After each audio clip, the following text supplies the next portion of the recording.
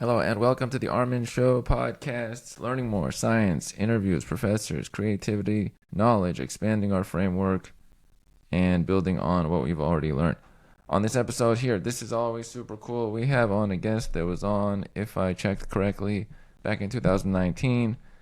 We spoke about sand at that time, the importance of sand, and after I read the book and we talked about it, then I kept seeing things pop up about sand, the importance of it, how we were running out, the kind of sand that was needed to make things. How cool is that? That was The World in a Grain.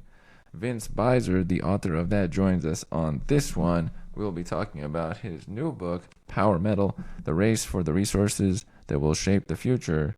Vince, glad to have you back on the show. Hey, thanks, Armen. It's good to be here. This is wonderful. Both books have a related item that they are about what we need to build our society, our appliances, our tools, what we use, our electronics. And we as people have come to a point where we have used quite a bit of what the world has. What has led you to looking at the metals that are needed for all these electronics and items in 2024? Why is that currently fitting? Well, it's really about it's about how it's the metals that we need for not just for digital electronics, for all our computers and our phones and so on, but also for the energy transition. We're shifting really quickly to electric cars, electric batteries, solar power, wind power, and all of that is great for the climate, right? It's good for getting us off of fossil fuels, but it's really hard on the planet because to build all those things, to build the millions of electric cars that we need, and to build the wind turbines and the solar panels and all the rest of it that we need to create that renewable energy, we need billions of tons of metals, copper, cobalt, lithium, nickel, all these kind of things. And if we end up mining, if we end up digging all those metals out of the ground the way that we have historically, we're going to end up swapping one set of problems for another. Already the rush for those metals, the metals that we need for the energy transition and for digital technology, for what I call the electro-digital age that we're moving into, it's already causing massive environmental damage, mayhem, political upheaval, and even murder all around the planet. So it's an important issue, and I really felt like folks should know about it, and also we should talk about how we can do better things that because we have to switch off of fossil fuels and get over to renewables, but we have to figure out how we can do it without trashing the planet in the process. Very true. We are in a certain place in 2024 that we were not in, let's say, 2014. What would you say are the biggest differences in necessity now as opposed to 10 or 20 years ago that is really putting pressure on the system of getting these resources? Well, it's really demand, right? I mean, so the thing is, as I said, I mean, the good news is uh, the switch to electric vehicles and to renewable energy is happening. Those things are growing really, really fast. I mean, it's sometimes we lose sight of it here in the United States and in Canada, where I'm based, because we're really behind, right? We're actually going much more slowly than the rest of the world. But in China and in Western Europe and in much of the rest of the world, solar and wind are absolutely exploding, and electric vehicle sales are also growing really, really fast, especially in China, but also in Western Europe. So there's much more demand, right? We're having to manufacture much more of these machines, and that means that we need a lot more raw materials to build them to get there's just the demand for this particular basket of metals. Like I said, it's lithium, cobalt, nickel for batteries. It's also copper for electrical for the electric grids, and a few other things like rare earth metals. These are things that really there wasn't much demand for 20 years ago. They're very specialized metals that, had a few niche uses here and there, but there wasn't really a major, massive industrial level need for a lot of these metals until just the last 10, 20 years. Now that demand is growing really fast. Copper is one of the base metals we've thought of for a long time. Is it currently in high demand as before? How are we getting copper? Is it a dirty platform to get it? Can you tell us about copper specifically? Sure. So copper is one of the ones that often kind of gets overlooked. I mean, um, because it's something we've been using forever. I mean, we've literally been using copper since before there was recorded history, for tools and jewelry and all kinds of stuff.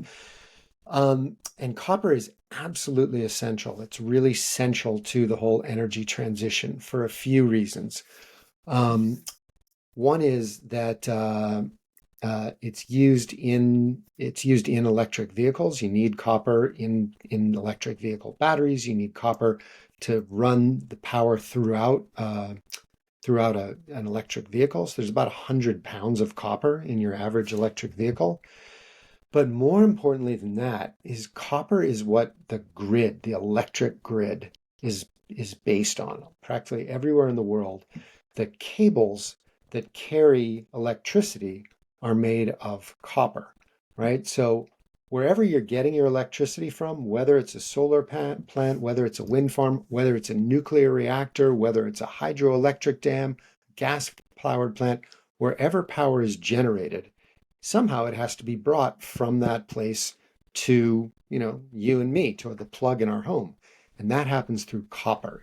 There's millions of miles of copper cable carrying electricity all over the world.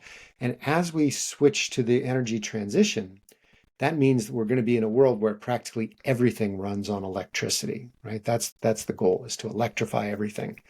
And to carry all of that, that means we're going to generate huge amounts more electricity.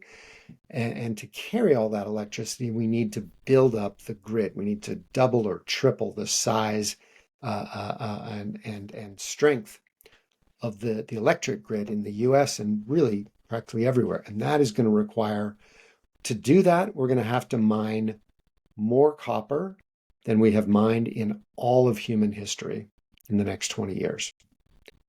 So that's a big problem in some ways because copper mining is often very destructive. We get huge amounts of copper. The world's biggest copper producer is in Chile, and it uses a lot of the copper comes from the northern part of the country, which is very, very dry. It's a complete desert in a lot of places, and what little water is there is being used up to produce copper. Here in the United States, there's big fights over some copper mines, an enormous copper mine they want to open up in Arizona. The local indigenous people, or Native Americans, Apaches there, are really opposed to because they believe it's sacred land that they don't want desecrated. All over the world, there's a lot of environmental and social problems that come along with copper. It's a very interesting thing that the mining is so visible. I have done searches after looking at your material of mines across the world for different elements, and you see it looks like chunks of earth that are altered for the purposes of this thing or that thing or that thing. And it doesn't look normal. It looks almost like an infection on the area, or it could be like a lake that they make for evaporation or something like that. How damaging are these mining procedures to each area? Is it very bad for the locals? Are any of them actually reasonable as a normal local business? Well, it all depends. It's really case by case. It depends. It matters a lot which country they're in, what kind of rules and regulations there are. Standards tend to be much higher in Western countries, um, in the United States and Canada and so on, which is a big part of why there's much less mining in the US than there used to be, and there's much more mining overseas, basically because starting in the 1970s, so let me back up a little bit. So once upon a time, not too long ago, the United States produced most of the world's copper. It all came from huge mines in the American West, in Arizona, in Utah, in Montana, and these mines just caused unbelievable havoc. First of all, there's the enormous pits that they dig out, right? They literally just destroy huge swacks of earth to get down to the copper that's below it. And then also the tailings, as they're called, which is basically like the junk that's left over from mining, the stuff that's the waste products from mining, which is often full of chemicals and other kinds of toxins. That just tended to get dumped in rivers in huge heaps. And then also the smelting of copper. And they built these enormous smelters all over Montana and other places, which sent up, which used super high heat to melt down copper. Incredible amounts of pollution came up out of them. And basically, it just polluted the hell out of big swaths of the American West that we are still cleaning up today. Some of the most polluted areas in America are former copper mining sites. So, understandably, folks didn't really, kind of fell out of love with the idea of copper mining here. And starting in the 1970s, we began to pass a whole bunch of rules and regulations um, aimed at making copper mining cleaner, which worked to some extent. The American copper mines today are much more closely monitored and they're not as destructive and polluting as they were in the past. But what that also did is it just drove a lot of copper mining overseas where the regulations weren't so strict. So, so a lot of our copper, like I said, now comes from Chile, where it's really putting a lot of stress on mining, on water resources there. There's also a lot of copper that comes from Central Africa, especially from the Democratic Republic of Congo, where there's a lot of not only environmental concerns there, but also human rights concerns, issues about how workers are treated in those copper mines. I looked up some of those copper mines. They're huge, and they have like locals. It's almost like a city there in that area. Now, one thing that came to mind is how much of when you build a new mine now is taking into account the potential future cleanup of it now that you've seen, or now that the countries have seen the effects of them. Do they have to take into account, oh, okay, if we want to run through this whole process and then the end results, how are we going to negate what we've done afterwards? Is that taken into account? Yeah, so in the U.S. and in a lot of other places, there's what's called, to get the permit to open the mine, you have to have a remediation plan, meaning when you're done mining, what are you going to do to put the area, to fix the area, clean it back up, and to some extent return it to what it was like before. Now, obviously, that's impossible to do completely, but there are a lot of things that you can do to remediate mine sites. So what used to happen is there, before the 1970s, there were no such laws. So mining companies would go in, they'd dig these enormous pits, dump their waste wherever they wanted, and then just walk away. Now they're required to come up with some kind of a plan to deal with the waste that's left behind, and also to to do whatever they can, or to do something at least to try to fix the area, so to fill in the hole, uh, you know, revegetate it to whatever extent is possible, to bring animals back. And there's a lot of debate around whether those rules are strict enough, if mining companies are doing enough to remediate places. Um, and and really whether it works. I mean, like I say, once you've dug a mile wide hole in a place, um, it's never going to be like it was before. But you can, there is a lot that you can do with it. I mean, I just live right near where I live. There's a beautiful park, Queen Elizabeth Park here in Vancouver, and about 100 years ago, it was a gravel mining quarry. So they went, and it's this hillside, and they went and dug, big chunks of gravel and sand out of it. And then at some point, I don't know the whole story, but at some point along the way, they closed down that mine and turned it into a park. So you can still go to where you can see where the pit where it's kind of a scooped out area, but it's all been replanted with really beautiful grasses and gardens and stuff. So it's not a natural area by any stretch, but it is a very, you know, it's a very nice place that's now been turned into a public park. That's actually a beautiful place to hang out. So so it is possible. Um, you know, like I say, it's not to say that there isn't damage done. There's always damage done, but there's a lot that can be done to remediate these places. But companies are not going to do that unless they are forced to, because it's very difficult, it's very expensive, and it doesn't happen everywhere, and it doesn't happen to the extent that it should everywhere. That was actually one point I wanted to bring up. What countries are good about managing what's done to the land versus feel free to do whatever as long as it's profitable in some way? We'll let it go. Are there countries that are terrible at this and countries that are very good about this?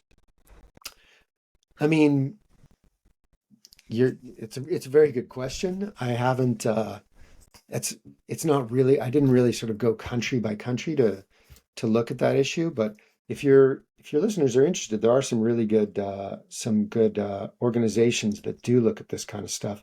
There's an outfit called IRMA, the Institute for Responsible Mining Assurance, and they actually go around the world mine by mine, and assess the impacts of specific mines in specific countries. And it's all online. You can, it's not every mine in the world, but it's a bunch of them, and you can go search them up. There's also oh, I'm blanking on the name of it. Sorry, if and there's another there's I'm blanking on the name of it, but there's a very good um, group that does a similar thing. It's something like the Business and Human Rights Center, I think. Uh, anyway, if anybody really is curious and you can't find it, get in touch with me. I'll find the name. But Business and Human Rights Resource Center? yeah, that's it. Thanks. Cool. Hey, Thanks. I checked it there. So I mean, as a general rule, like as a sort of overgeneralization, wealthier countries, the more developed countries tend to have stronger rules and regulations. Poorer countries, less developed countries tend to have fewer regulations, fewer rules and regulations, and also more what rules and regulations they do have on the books tend to get get flouted or get skirted. One thing on lithium, another important metal, and also are any metals? Well, two questions here. One, can you describe the lithium demand and processing at this time, and also what kind of power plays happen on the back end where we will only do deals for this kind of mining if this or this? Is there any sort of that going on in the background? Well, let me answer the question. Let me talk about lithium, and then we'll get to the second question. So lithium is super important. Lithium, pretty much every digital gadget, every every digital gadget that we've got, all our computers, our cell phones, that all of us have, as well as, just about any kind of cordless electric thing, like your cordless hand drill or your cordless, your electric lawnmower, your electric scooter, your electric bike. Almost all of these things run on lithium ion batteries. Um, they're all versions of the same, but they all need lithium to make them work. There are lots of different types of batteries out there, but like I say, one thing they almost all have in common is lithium. So lithium is super important. It's one of those things that we barely needed. There was barely any demand for 20 years ago, and now, the demand for it is just exploding. It's absolutely skyrocketing. So, one of the biggest suppliers and the second biggest supplier in the world is Chile again. There's huge amounts of lithium, again, in that northern part of the country, which is very dry. And again, lithium mining does use up a lot of water. And there's a lot of concern that it's sucking up what little water there is in this really arid region. and that is putting in danger everything that lives up there. There's indigenous communities that have been there for thousands of years. There's rare flamingos that use there's these lagoons up there that rare flamingos nest at. There's other kinds of wildlife up there, and there's a lot of concern that lithium, especially in combination with the copper mining that's happening there, is putting all of that at risk, basically by overusing water. So that's one area. The biggest supplier currently of lithium is now Australia. They just moved into first position just a couple of years ago, basically because Chile was supplying most of the world's lithium, but as demand grew and people saw, oh, there's a market here. So Australia, which has a big mining industry and a lot of lithium, started mining a lot there. There they do a different kind of lithium mining. It's hard rock mining, so it's not as big of an issue for water supplies, but it's very energy intensive. They have to use a lot of really high powered mining equipment. So there's a lot of carbon emissions that come with that Australian lithium mining. China, there's also a lot of lithium mining in China. Um, and another big controversy around lithium is here in the United States. So once again, the United States about 100 years ago provided almost all of the world's lithium. It came mostly out of mines in North Carolina, that same region, in fact, that was really just hammered by Hurricane Helene just a few weeks ago. Anyway, most of those mines closed down. Now there's a big push, again, because there's so much demand, there's a big push to reopen those mines in North Carolina, which has a lot of local folks very upset. There's a lot of, controversy and back and forth about that. And probably the most famous one is a place called Thacker Pass. It's in Nevada, and it's an enormous lithium deposit, absolutely colossal lithium deposit in the sort of Nevada desert. And there's a company there that's got all the permits. They're ready to start mining, but they've been caught up. They've been slowed down for years because some of the local indigenous people living nearby, teaming up with environmental activists, have been really fighting that lithium mine, saying again that it would desecrate some of their sacred lands, and also do a lot of damage to the environment. So I believe that it's called Thacker Pass, that mine. It's gotten a lot of attention over the last couple of years. I believe they are slated to start operations as early as this year. So that's one to keep an eye on for sure. Right. And are there any metals that are very concentrated in one region or only one company processes them? So that company or country is using that as a leverage point to get a very off lopsided deal because they are the monopoly on that. Yeah, that's a really important question. And the answer is yes. Um, there's a few countries that are leveraging their supplies of metals that way, but far and away, the number one country doing that is China.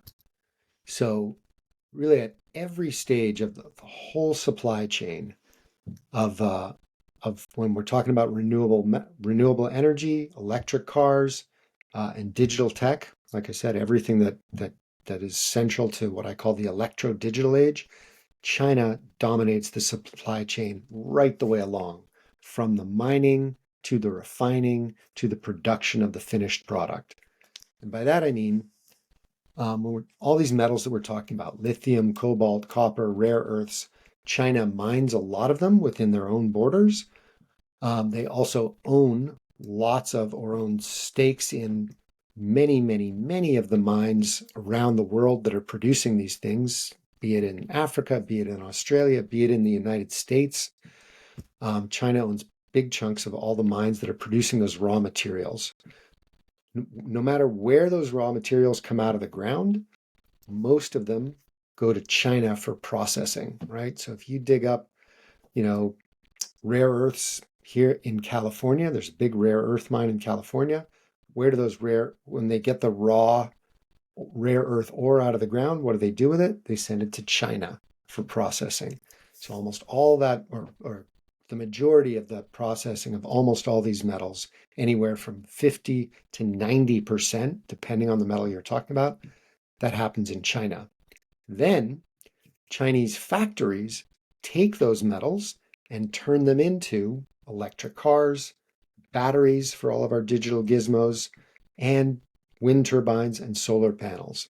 Again, anywhere from, 40, 50% to 90% of the production of those finished products happens in China. So China has an incredibly powerful position, a really dominant position atop the whole supply chain of everything we need for the electro digital age. And this is a big worry. It's got US policymakers, Western European policymakers, and corporations very concerned because it gives China this enormous leverage, right? They could shut the supply of this stuff off at any time. And this is not just paranoia. They've done it before. Back in 2010, China and Japan got into a big dispute, um, political dispute, and China shut off the supply of rare earths, which are a set of metals that are essential for electronics manufacturing. Japan, of course, has a huge electronics industry, and all of a sudden they were cut off from one of their key supplies.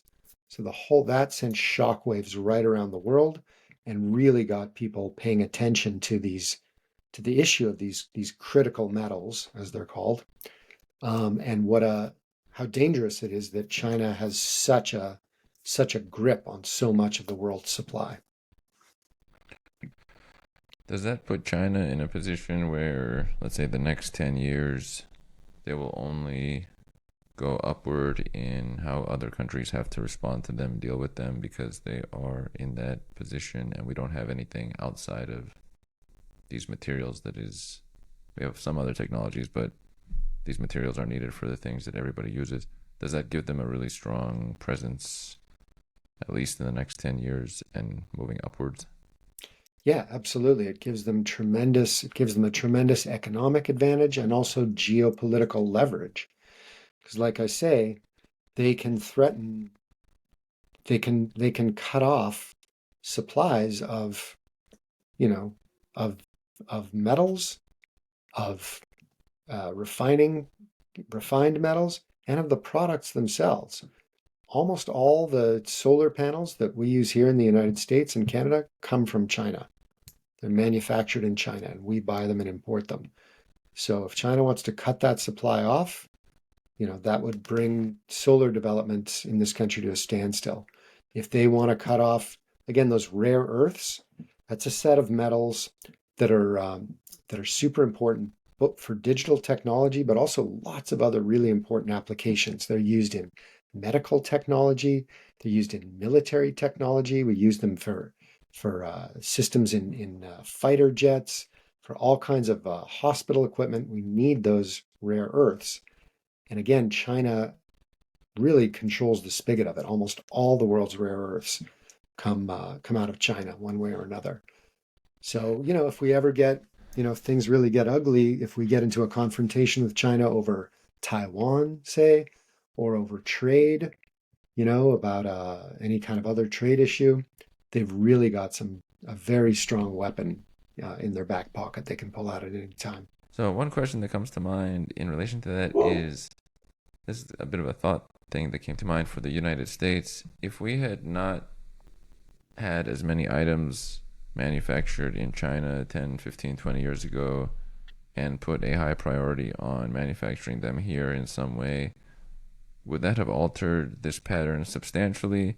Or does China have an advantage as far as location in relation to some of these mining facilities or relationships that where it wouldn't have made too much of a difference if the US did not get so many products from China 20 years ago? No, I mean, well, China has a lot of advantages, and they've got a lot of raw materials, within their country themselves, and they're closer to Asian markets like Japan.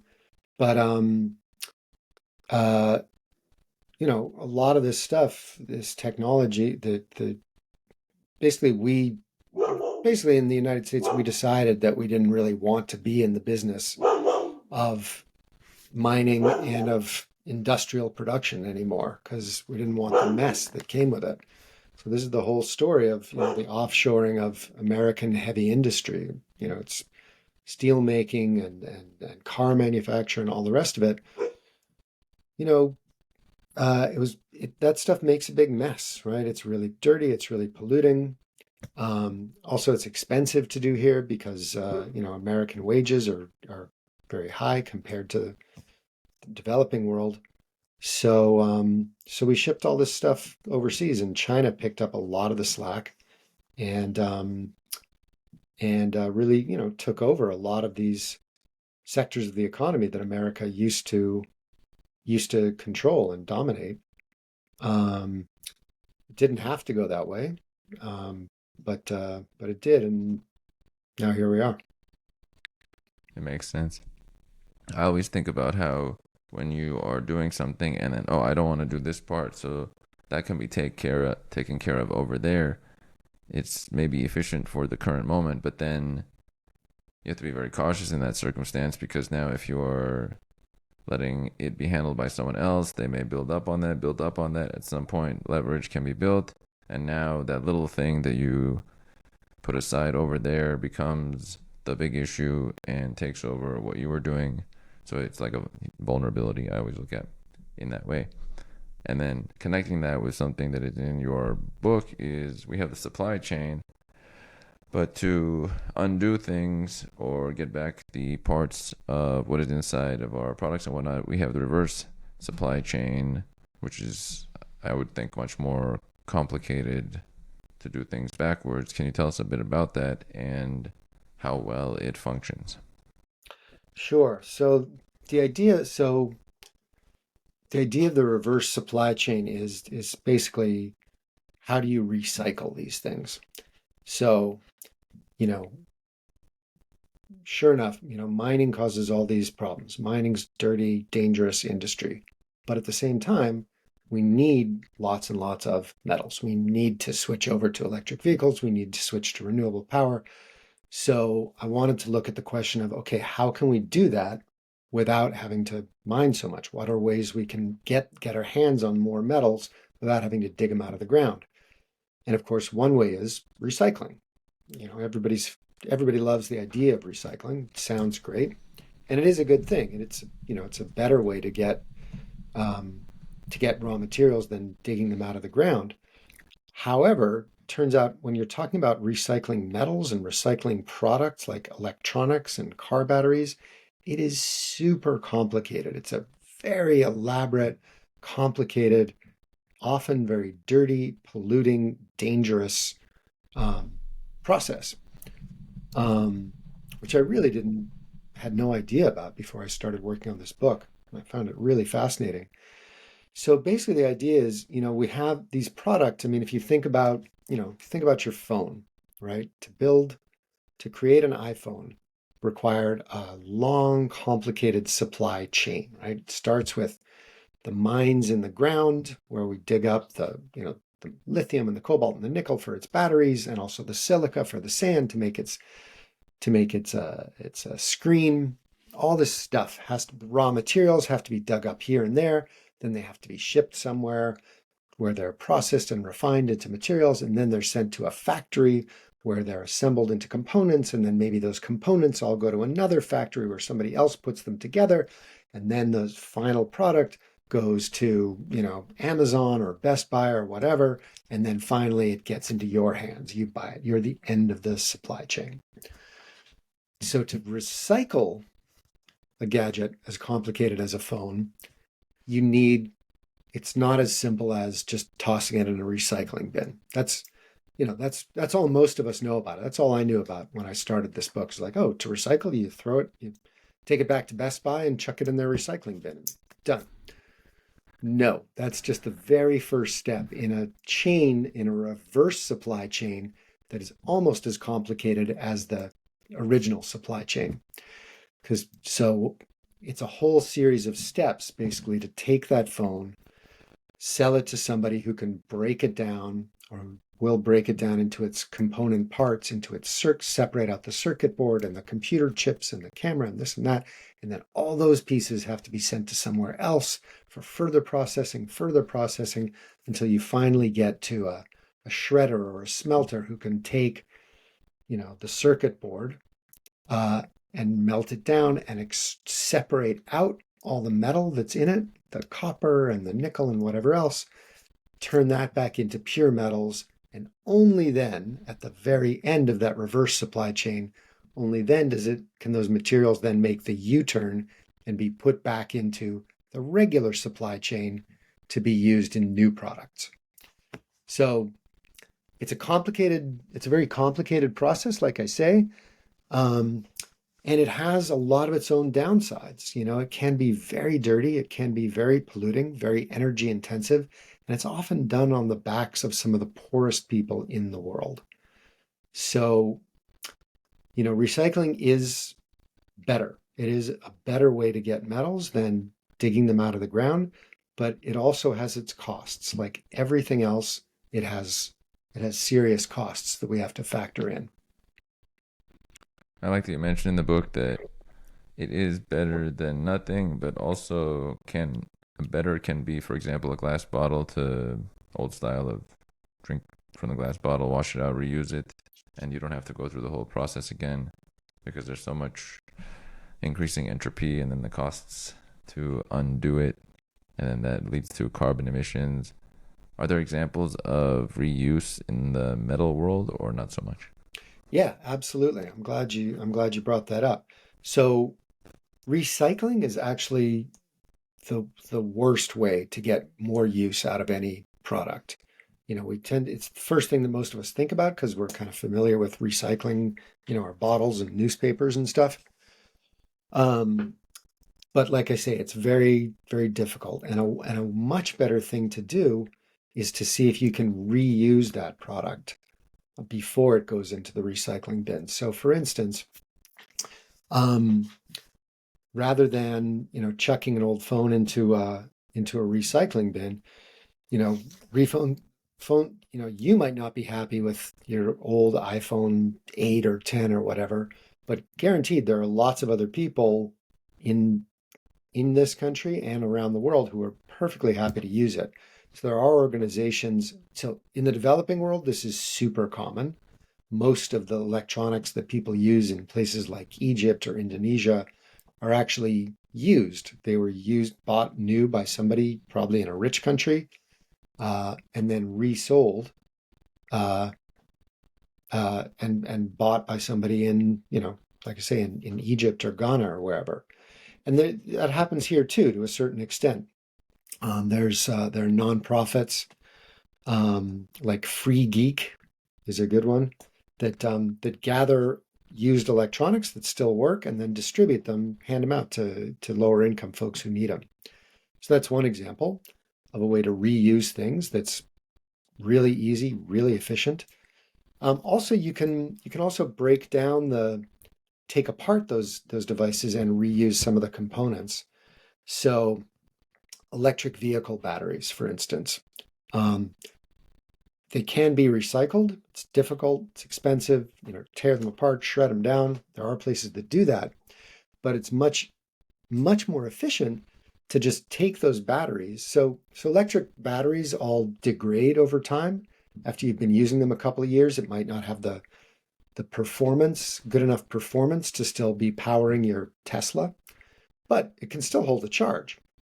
So you can take that battery, take it out of the car, and use it as an energy storage device you can use to power whatever. So there's a company that I talk about in the book. It's called B2U. There are many companies that do this, but this is a good example of it. What they do is they take old electric car batteries that are not quite 100% anymore, but maybe they're 80% of their capacity, and they put hundreds of them together into a unit. They stack them all up inside of a storage container, and now they've got effectively one enormous battery. And what they do is they've got a solar farm next to it. So during the day they soak up solar power, use it to fill up those batteries, and then at night, they sell the energy in those batteries back into the grid. So it's a way to get solar power at night, even when the sun isn't shining. And while they're at it, reusing, getting more use out of those car batteries. So that kind of thinking, that kind of like creatively reusing stuff that we've already built, that's a much more efficient way to get more use out of gadgets that we've already made. And at the same time, it means it reduces the demand for fresh metals, for new metals, right? If we're reusing those batteries in different places, then you don't need to go and build a brand new battery. This kind of creativity has to rise to account for how much is changing so rapidly. With regard to the metals that we need, are there any metals that are close in some way to running out, or we are really on the edge of their presence, or are most of them okay and there is mining to be done still? Yeah, there isn't really, in terms of the actual physical amount on Earth, there's there's a lot of all of these metals. The problem is that getting it, getting to it can be really difficult and expensive and damaging, right? So, uh, for instance, there's a we know there's a lot of rare earth metals in Greenland. But Greenland is a very difficult. It's really hard to mine in Greenland because the weather is so extreme. It's super remote, and also the locals often don't want mines nearby. They like having their landscape left kind of as unspoiled as they can get it. So there are so there's lots of rare earths there, but there are big obstacles in the way of accessing those rare earths.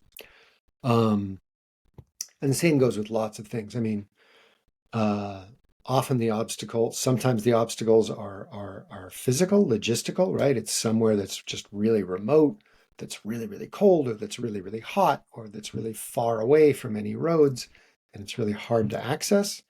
Sometimes they're social, right? Often it's that, nobody wants a gigantic mine next door to their neighborhood. So, so a lot of mines, especially in the US and Canada, get uh, held up, or they end up getting not dug at all, because there's so much local opposition, because the locals just say, no, we don't want this mine here. Um, and that creates, so all you put all those obstacles together, and even though there's enough of this stuff in the earth, it does mean that we're very likely to see some supply shortages, not because the stuff doesn't exist, but because we just can't get at it for one reason or another. So we're already looking at a real crunch for copper, for instance. They're really expecting that demand for copper is going to exceed the supply in the next few years, which is really going to drive prices up. When mining occurs, how much of it is machinery and moved by equipment versus people doing the artisanal mining or actually in the field? How do they compare? Yeah, it all depends. It depends on where you're talking about and what mine you're talking about. So most of the mining in the world is done with heavy machinery. Um, you know, Giant front end loaders and trucks, literally the size of houses, and huge drilling equipment. Obviously that's much more efficient. You get much bigger volumes of stuff that way.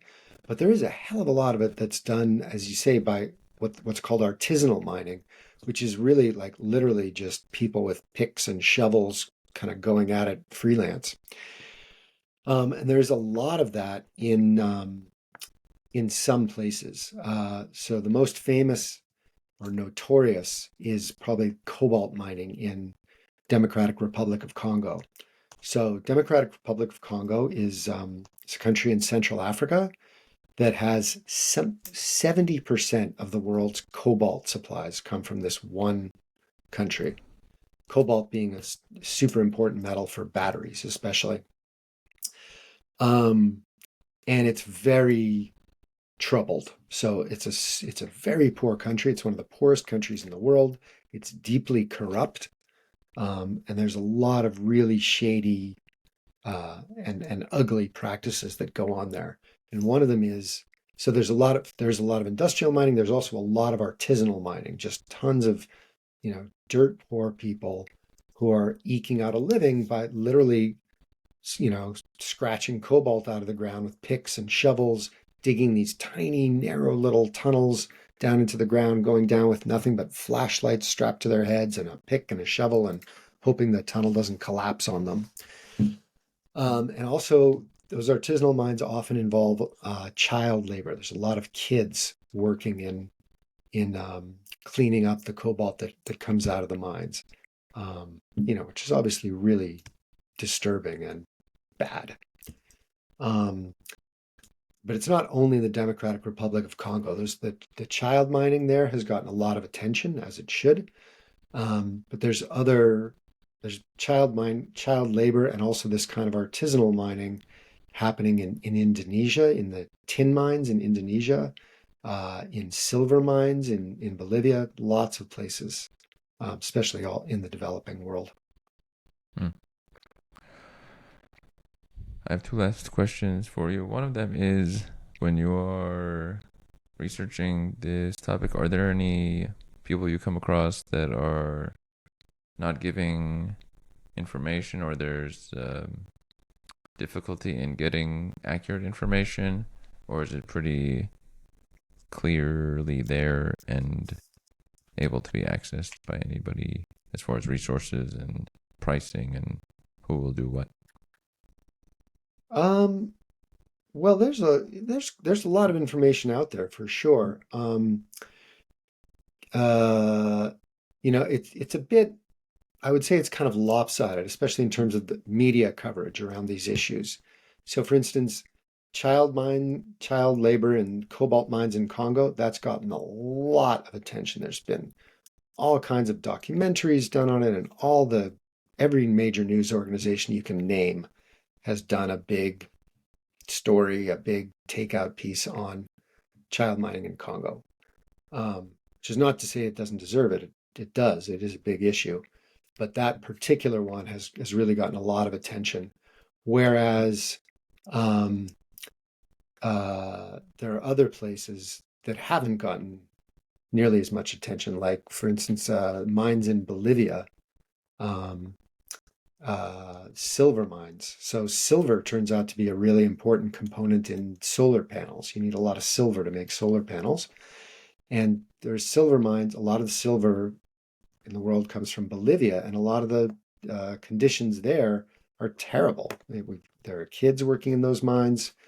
The runoff from those mines is polluting local rivers, and that issue just hasn't gotten nearly as much attention. Um, Also, the tin mines in Indonesia, like I say, um, very few people have heard about those, and they're really, I mean, the conditions that folks are working under there and the damage that those mines are doing to the environment on this one island of Bangka are just horrific, and there just isn't nearly as much attention paid to it. You can find it. I mean, if you go looking, there are nonprofits. There are a lot of good nonprofits out there. Global Witness, for instance, is one based in the United Kingdom. There's a lot of great work around this. Up here in Canada, we have Mining Watch Canada, Human Rights Watch, and Amnesty International have done some really great reporting on human rights abuses around mines around the world. But you have to go looking. But if you do go looking, there's certainly a lot out there. And Makes sense. hopefully, it's why I wrote the book, is hopefully to add to that, to people's awareness of some of these issues, because it really does affect us all, or we're all implicated in it, I should say. This is the importance of detail based journalism that looks at a lot and then consolidates it into material. It's a very valuable part of what society needs. And if journalism doesn't bring that to the public, then there's definitely a blank space where that would be. What would be one takeaway message you would want people to absorb from, if after they read power metal about this industry? So I would say, we should all be we should all be concerned about this, and we should all be doing what we can to minimize the damage of the shift into the electro digital age. It's going to come with costs. Like, first of all, don't think that you can find a way to live that is completely pure and blameless, right? Electric cars are better than fossil fueled cars, but they are not, there's still a lot of damage. There are still a lot of costs, environmental costs, human costs that come with them. And that's just unavoidable. There's costs involved in anything. So people like to sometimes think like, oh, if I can just, if I recycle enough and if I buy organic food enough and I do this enough, then I'll be perfect. You will never be perfect. There are always costs incurred. So that's one thing to bear in mind. The second thing that I really, tell people is if you're really concerned about these issues, the best thing that you can do, the number one thing that you as an individual consumer can do to help is to try to not own a car, not even an electric one. So cars are probably the most resource intensive things that any of us own outside of our houses, but the thing that we don't necessarily need. Um, Even if it's an electric car, the amount of energy that goes into it, the amount of metals um, that go into it are tremendous. And around the world, we're really seeing cities being built or being retrofitted in ways uh, to make it easier for folks to live without requiring a car. Right? I mean, in lots of places, if you live in Houston or Phoenix or Los Angeles, you need a car. Understood, right? But where I live in Vancouver, the city government has done a lot. City government and activists pushing on them have done so much to make it way easier to get around town without a car, to get around on bicycle. There's a great network of bicycle safe, reliable bicycle paths. There's decent bus transit. There's a good light rail system. There's a lot of neighborhoods that have been set up so that it's much easier to get around on foot. And all these things mean that, for instance, my family, we were able to go from a two-car family to a one-car family. So we still have a car, but we have one less car, which means that we're using up, much, much less natural resources, energy, all the rest of it. And P.S., it's also a lot cheaper, right? If you can live your life in such a way that you don't need a car or a second car, man, you save a lot of money on gas, on electricity, on insurance, on maintenance, parking, all that stuff. So I really think that's the way forward. We've really gotten used in the United States and Canada, we've gotten used to this idea that like everybody has a car. That is not the future. We're always going to have cars. We're always going to have some cars, but I really believe we're moving towards a world where there are many fewer cars, and I really believe that's going to be better for everybody. This is a strong point about walkability, public transportation that's accessible, cities that are built more for us as people, as humans, and it does seem like it's going in the direction you're describing. So that is one healthy note that we were going toward.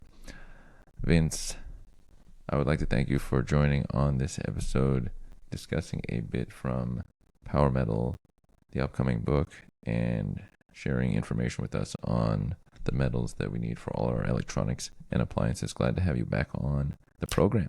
Thanks so much, Armen. It was great being here. And if I can make one last plug, so the Yes. book is coming out November 19th. I also have a newsletter that I've started up. It's free to subscribe for folks who are interested in these issues. It's sort of the weekly companion to the book, just like, update, like ongoing news about all the stuff we've been talking about. And that's at powermetal.substack.com. I would like to add in, I very much like newsletters being an extension of what we were speaking about, and I like text form, so I appreciate that. Long live Substack, and may everybody check out that, and also check out your book. Very cool. All right. Glad to have you on. Thanks a lot, Armin.